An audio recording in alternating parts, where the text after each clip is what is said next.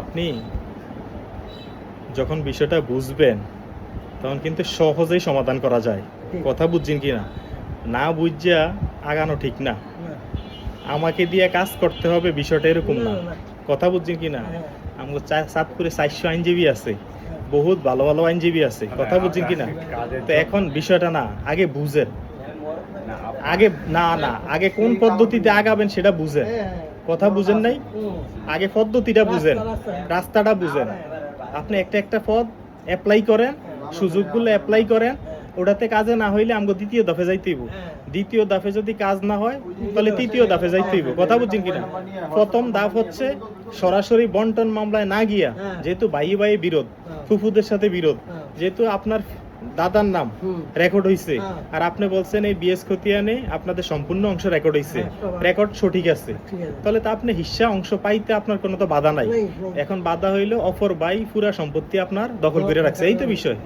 এখন মেইন বিষয় হচ্ছে বন্টন মামলা করা। কিন্তু আমার পরামর্শ হইলো, আমার পরামর্শ হচ্ছে বন্টন মামলা না করে এক নাম্বার হচ্ছে 1 মাসের সময় দিয়ে আমাদেরকে একটা লিগ্যাল নোটিশ পাঠানো।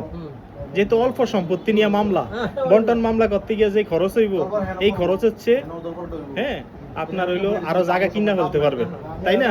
তো এই জন্য একটা লিগ্যাল নোটিশ পাঠান 1 মাসের সময় দিয়া। এই লিগ্যাল নোটিশ পাঠানোর পরে যদি ওনারা আগে আসে তাহলে তো সমাধান হয়ে গেল। আপনার দখলটা যদি সাইরা দেয়, আপনার জায়গাটা যদি বুঝিয়ে দেয় তো তার সমস্যা নাই।